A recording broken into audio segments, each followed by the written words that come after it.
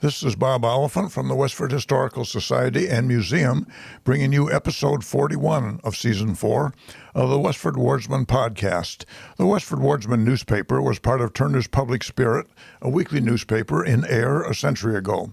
In this episode, we'll be reading the Wardsman for the week ending Saturday, October 14th, 1911, and I'll elaborate on what was happening in Westford that week. The week starts with the Forge Village section. Services will be held in St. Andrew's Mission at 7:30 o'clock tomorrow evening, Reverend A.L. Bumpus officiating. This was a Saturday, so that would be on Sunday. Miss Mary E. Lord of South Framingham visited with her parents, Mr. and Mrs. David Lord, over Sunday.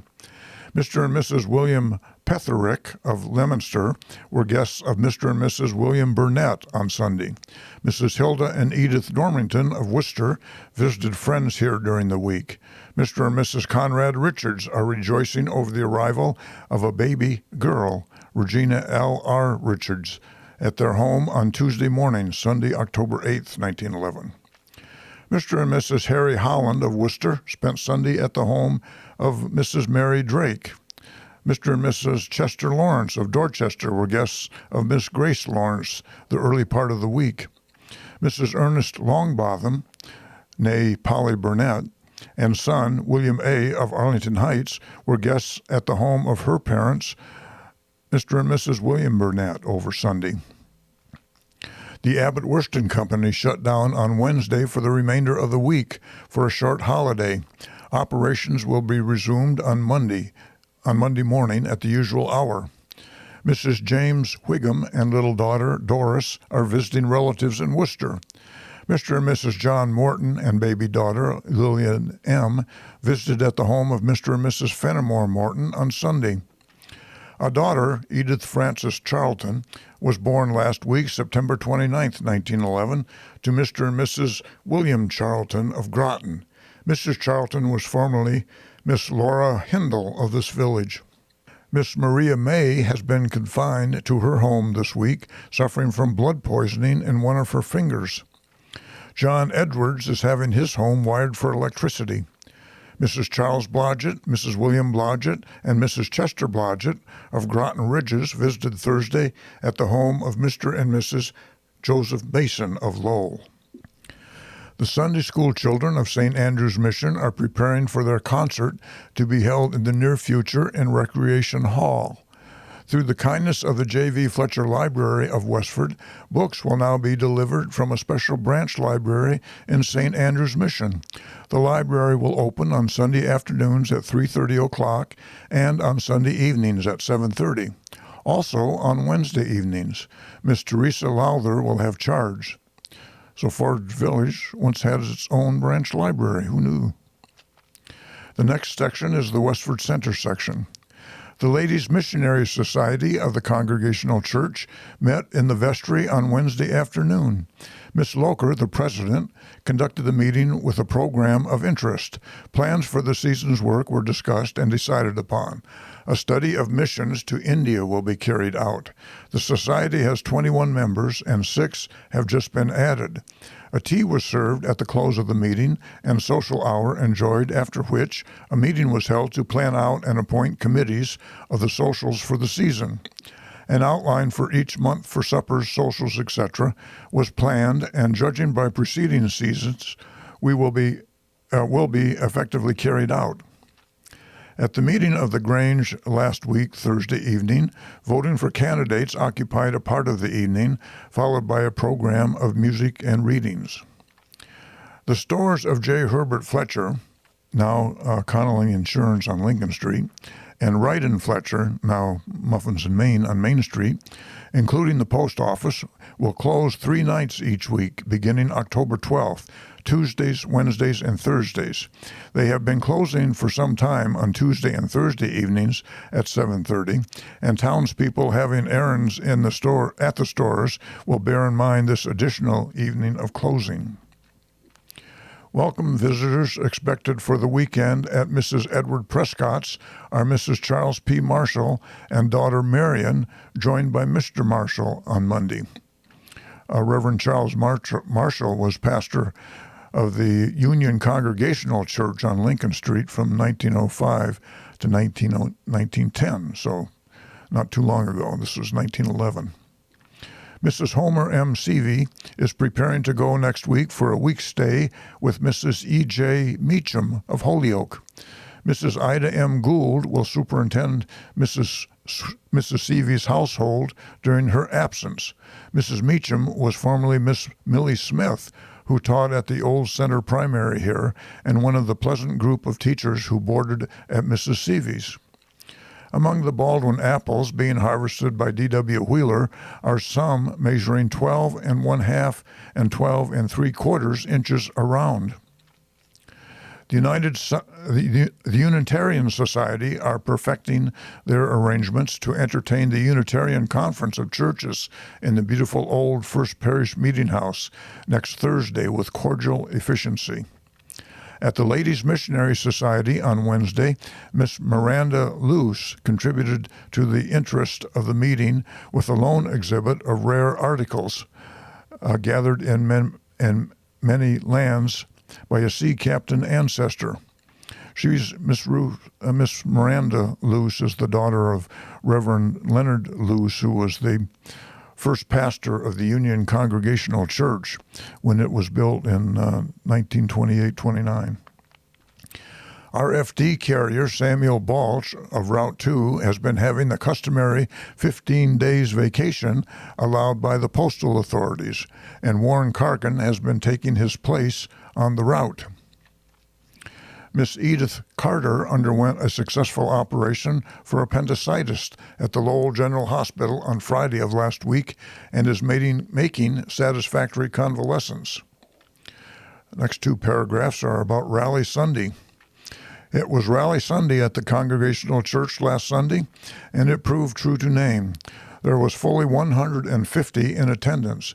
It was a combination church service and Sunday school. Special music was furnished by Miss Edna Ferguson and Edson G. Boynton.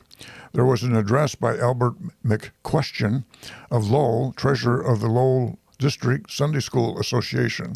This was in place of the usual sermon. At the conclusion of the address, Houghton Osgood, superintendent of the Sunday school, took charge, and the 3 junior classes of the Sunday school gave an exhibition of their regular work. Shorter addresses were given by Reverend David Wallace, John Wright, and Houghton Osgood on what the Sunday school can do for the church and what the church can do for the Sunday school. Next, we have an obituary. Robert S. Young died on Saturday evening at the home of his stepson, Walter Merritt.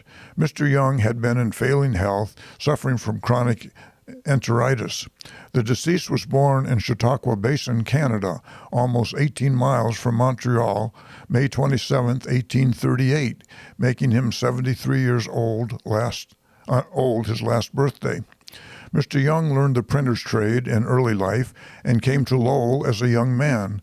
For many years, he held a responsible position in the printing office of the J.C. Ayer Company, from which he retired in 1895 after 26 years' service. About 2 years ago, he came to live with his stepson, Walter Merritt, where he resided until his death. A prayer service was held at the home in Westford on Tuesday at 11:30, conducted by Reverend David Wallace, pastor of the Union Congregational Church. This was followed by a service at the Lowell Cemetery Chapel, conducted by Reverend N.T. Whitaker of Lowell, a former pastor. There was a large gathering of friends present. Interment was in the family lot in the Lowell Cemetery. Mr. Young was a member of William North Lodge of Masons, of Oberlin Lodge of Oddfellows, and of Wanalancet Encampment of Oddfellows. Undertaker David Grieg had charge of the funeral arrangements. Mr. Young was the last surviving member of the family of his generation. Next, we have an item on the Tadmuck Club.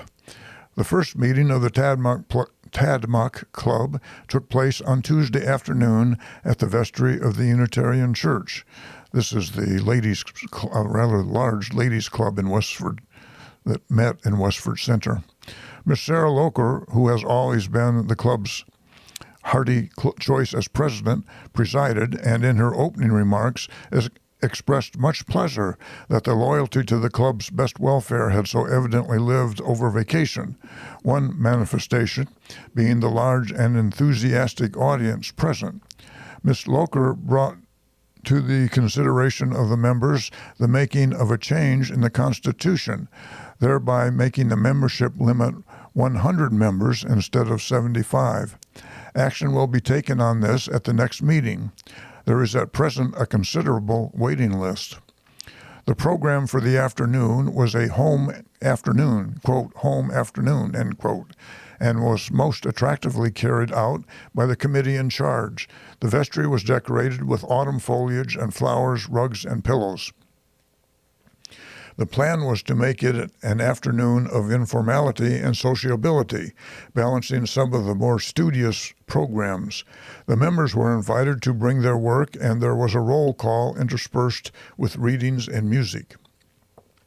These consisted of a fine piano selection by Miss Julia Fletcher, preceded by a descriptive article of the same prepared by Mrs. Frost and read by Miss Edith Lawrence.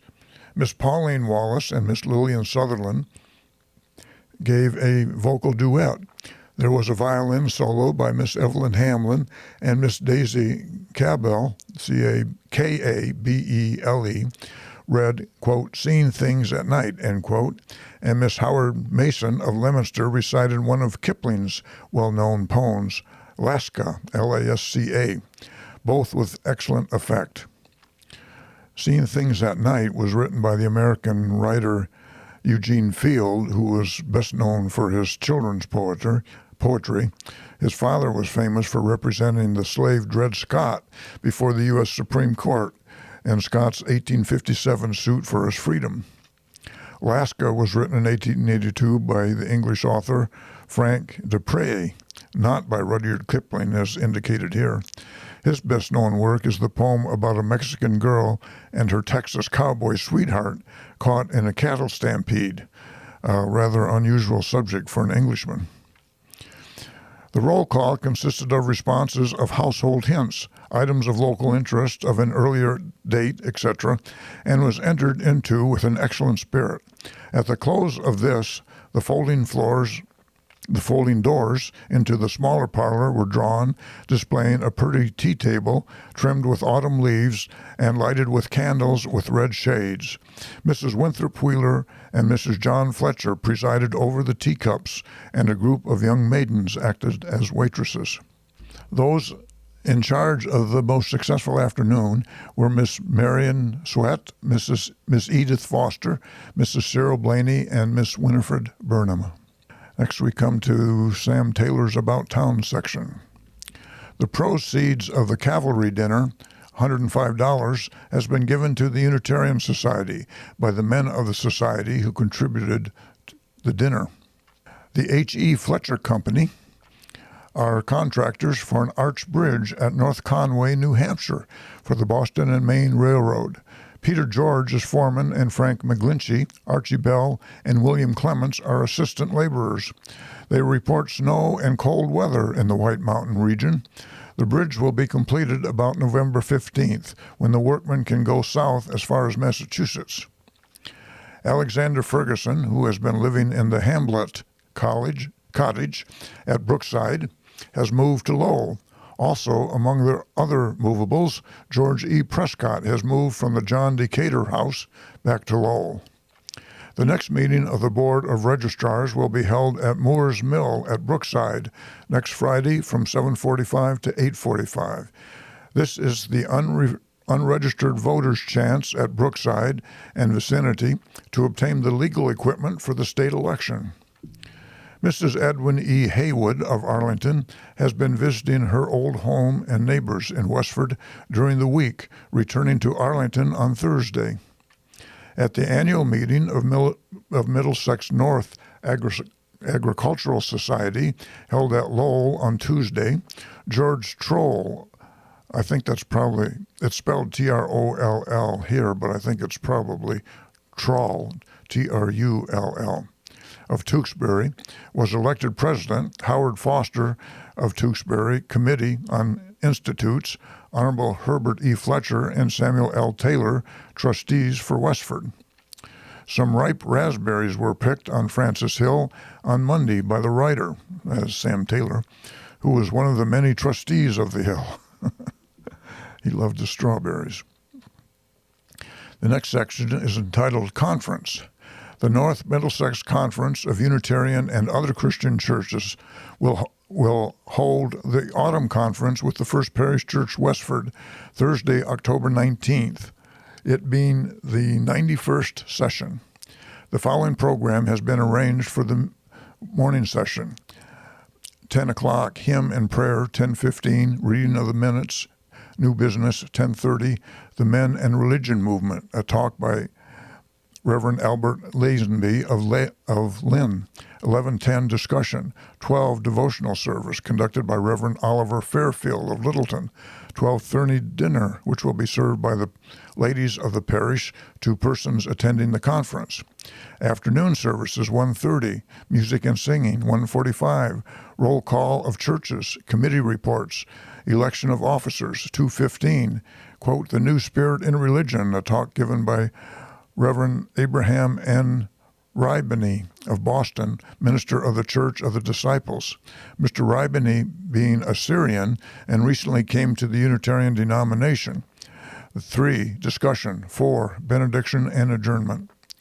The electric cars from Brookside to Westford will run every hour during the day, leaving Brookside 5 minutes past the hour and Westford at quarter of the hour. I think they mean during the day of that particular conference. That's not the usual schedule.